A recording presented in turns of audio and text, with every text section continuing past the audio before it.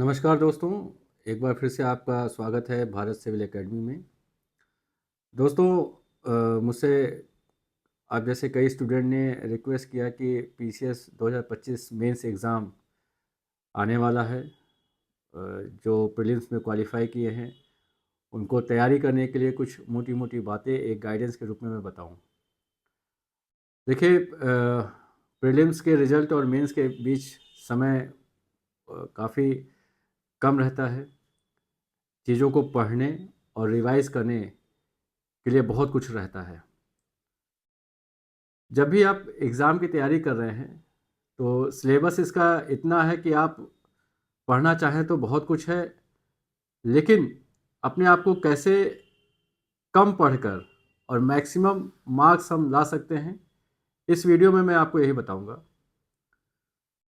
देखिए, अगर हम पीसीएस मेंस की बात करें, तो कुल 8 पेपर होते हैं। पहला पेपर आपका हिंदी है, जो कि 150 नंबर का है। दूसरा निबंध, वो भी 150 नंबर का होता है, और उसके बाद 6 मुख्य जो पेपर्स हैं, जिसमें 4 जीएस के पेपर होते हैं, जीएस पेपर 1 से लेकर जीएस पेपर 4 तक। पहले एक ऑप्शनल सब्जेक्ट हुआ करता था यूपी पीसीएस में, उसके 2 पेपर हुआ करते थे, लेकिन अब उसकी जगह पर वो 2 पेपर, पेपर 6 और पेपर 5 और पेपर 6, वो यूपी स्पेशल से रिलेटेड है। तो टोटल 6 पेपर, हर पेपर 200 नंबर का। तो इस प्रकार 6 इंटू 2 मतलब 1200 नंबर, हिंदी और ऐसे 150 के मतलब 300, टोटल हो गया आपका 1500 नंबर।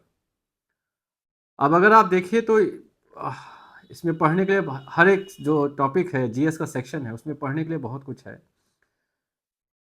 मेरी आपसे रिक्वेस्ट ये है कि आप सबसे पहले जो पीसीएस मेंस का सिलेबस है, उसको अपने सामने रखिए। उसको देखिए कि उसमें क्या-क्या टॉपिक हैं। जैसे फॉर एग्जांपल मैं बताऊं आपको, जीएस पेपर 1 से लेकर और 4th तक कुल 74 टॉपिक हैं, और यूपी स्पेशल के दोनों पेपर ले लें तो 44 टॉपिक हैं। तो दोनों को अगर हम मिला दें 74 प्लस 44, तो ये आपको 128 टॉपिक्स होते हैं। कुछ टॉपिक ऐसे हैं जो यूपी स्पेशल में भी हैं और आपके जीएस पेपर में भी है। तो इस तरीके से आप 120 टॉपिक्स मोटा मोटा मान लीजिए। 120 टॉपिक हैं जो आपको यूपी पीसीएस मेंस के लिए पढ़ने हैं।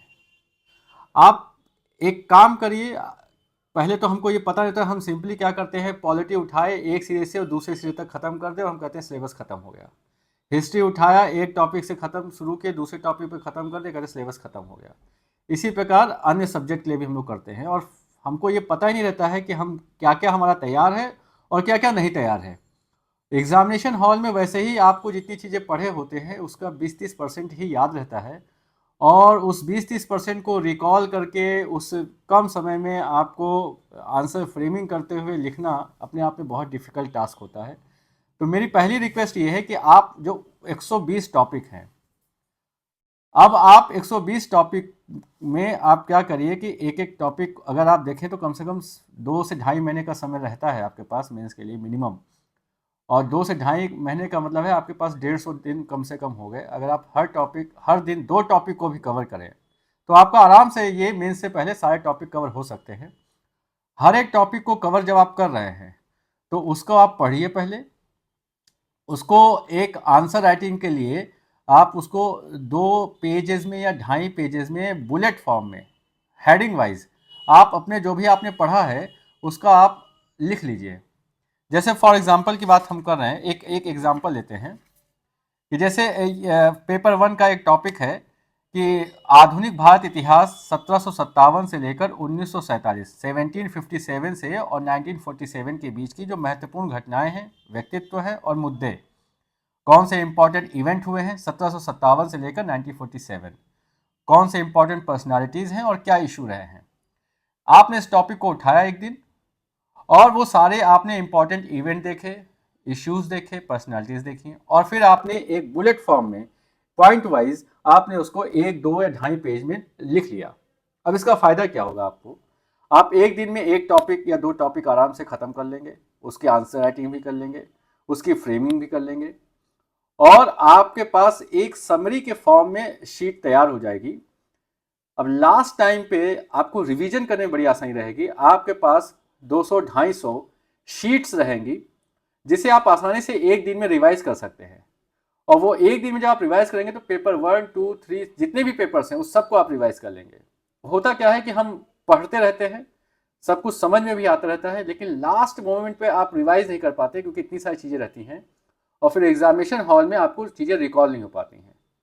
तो फिर हर चीज़ आपको याद आती रहती है एग्जामिनेशन हॉल में और हर चीज़ भूली भूली लगती है और फिर एक दो पॉइंट आपको इधर उधर के ध्यान आते हैं और लिखते हैं।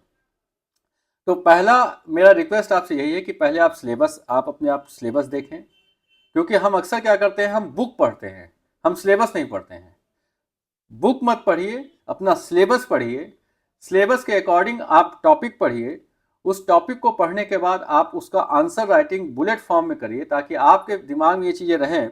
फॉर एग्जाम्पल नेक्स्ट और एक हम टॉपिक लेते हैं, मतलब एग्जाम्पल ले रहे हैं कि भारतीय समाज पर भूमंडलीकरण, उदारीकरण और निजीकरण का प्रभाव, मतलब एलपीजी, जो प्राइवेटाइजेशन हुआ, ग्लोबलाइजेशन हुआ और लिबरलाइजेशन, उसका क्या इम्पैक्ट पड़ा है इंडिया पर, सोसाइटी वाइज, महिलाओं पर, इकोनॉमी, पॉलिटिकल सिस्टम, कई सारी चीज़ों पर।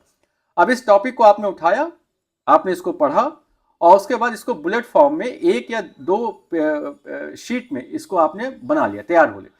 एक तो जब आप लिखते हैं किसी टॉपिक को तो वो आपके दिमाग में बैठता है, वो आपके लिए दिमाग में प्रिंट के रूप में बैठ जाती चीज़ें हैं और आपको लास्ट मोमेंट पर ये रिवीजन करने में भी आसानी रहेगी। तो मेरा आज की वीडियो के माध्यम से आपको ये बताना था कि पहले आप अपने जीएस का जो सिलेबस है उसको पढ़िए एक बार। उसके बाद जैसा मैंने बताया कि टोटल जो आपके 6 पेपर्स हैं, हिंदी और एशे को छोड़ दीजिए, जो आपके टोटल 6 टॉपिक्स हैं, 6 पेपर्स हैं, वो उसमें लगभग 120 टॉपिक हैं। उस 120 टॉपिक के लिए आपके पास लगभग 150 दिन है। एक दिन में अगर आप 2 टॉपिक भी मिनिमम कवर करें तो आराम से आप 120 दिन में कवर कर लेंगे और लास्ट के 30 डेज में फिर से उसको आप रिवीजन कर लेंगे और एक कॉन्फिडेंस के साथ में कि मेरे पास ये टॉपिक है, इसके बुलेट फॉर्म में मैंने ये आंसर लिखा हुआ है और आप उसको आसानी से रिवीजन भी कर पाएंगे। इसके अलावा आपका एसे और जो निबंध आता है, ये दोनों पेपर ऐसे हैं कि अगर आप इसमें अच्छा करेंगे तो आपकी रैंक जो है वो बहुत ही फ्लक्चुएट कर सकती है। अगर आपके इन दोनों पेपर में नंबर अच्छे नहीं आते हैं तो आप सिलेक्शन में भी दिक्कत आएगी और सिलेक्शन हो जाता है, बट अक्सर ये देखा गया है कि 10-15 नंबर का जो फर्क है वो यहाँ से अगर आता है तो आपकी रैंक बहुत पीछे हो सकती है।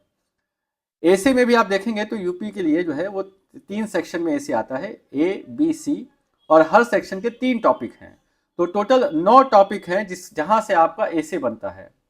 आप एसे की सबसे खूबसूरत बात यही है कि आप अपने आप को बांधिए मत, विचार आपके होने चाहिए। हाँ, वो विचार एक सिस्टमैटिक विचार होने चाहिए, थॉटफुल विचार होने चाहिए। आप उन 9 टॉपिक को देखिए, उन 9 टॉपिक में से आप हर सेक्शन में कहाँ कंफर्टेबल हैं अपने आप को एक्सप्रेस करने में। फॉर एग्जाम्पल की बात कर रहा हूं मैं आपसे, अगर एसे की बात करें तो एसे का ए सेक्शन है जिसमें साहित्य, संस्कृति, सामाजिक क्षेत्र और राजनीति, ये 3 टॉपिक दिए हैं। सेक्शन ए के 3 टॉपिक जहां से एसे आता है, साहित्य और संस्कृति 1, सामाजिक क्षेत्र 2 और तीसरा राजनीतिक क्षेत्र। तो हो सकता है आप सामाजिक क्षेत्र में एसे लिखने में कंफर्टेबल हो सकता है आप पॉलिटिकल क्षेत्र में एसे लिखने में कंफर्टेबल हो, या हो सकता है आप साहित्य और कला के क्षेत्र में आप अच्छा निबंध लिख सकते हैं। तो इसी तरीके से आप अपने आप को ये 9 टॉपिक देखिए और इन 9 टॉपिक में आप कहाँ अपने आप को एक्सप्रेस करने में कंफर्टेबल फील करते हैं, उस टॉपिक को अपने लिए तैयार करिए और उसी के अकॉर्डिंग आप अपने दिमाग को ब्रेन स्टॉर्मिंग करिए कि हम इस पर अगर ऐसे आता है तो हम ऐसे ऐसे लिखेंगे। हिंदी बहुत इंपॉर्टेंट है, हिंदी में भी नंबर अच्छे मिल सकते हैं, बहुत आसानी से आप 90 प्लस नंबर स्कोर कर सकते हैं, इवन 100 प्लस। जो मेन है, जो बिल्कुल आपको मैथ की तरीके से नंबर दे सकते हैं, वो जैसे आपके शब्द ज्ञान हैं, विलोम हैं, लोकोक्तियाँ हैं, मुहावरे हैं, लेटर राइटिंग है, इस तरीके से आपके हिंदी का कंटेंट है। तो आज के माध्यम से मैं यही आपको बता रहा हूँ कि आपको टॉपिक कैसे पढ़ना है। आप बुक मत पढ़िए कि मैंने ये बुक खत्म कर ली, मैंने ये वाली बुक खत्म कर ली।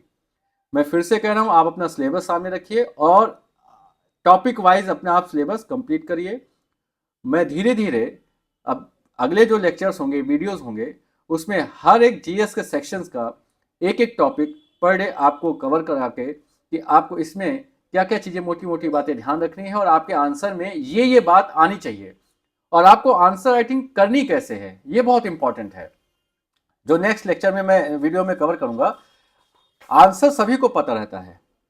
हो सकता है कि आप अगर हिस्ट्री की बात करें, मॉडर्न हिस्ट्री की बात करें या वर्ल्ड हिस्ट्री की बात करें, तो हो सकता है आपकी नॉलेज, जिस लड़के ने पीएचडी ग्रेजुएशन सब कुछ हिस्ट्री से किया हो, आपका नॉलेज उससे कम हो, बट मार्क्स हो सकता है कि आपको ज्यादा मिल जाए, और जिसने बहुत कुछ इसमें रिसर्च किया है उसको कम मिले। क्यों?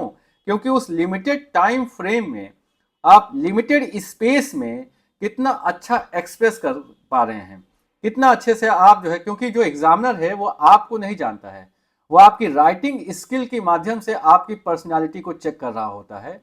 तो आप एक बेहतर आंसर कैसे लिखा जाए जिससे कि आप 70-80% मार्क्स स्कोर कर पाए, वो मैं अगले वीडियोस में कवर करूंगा।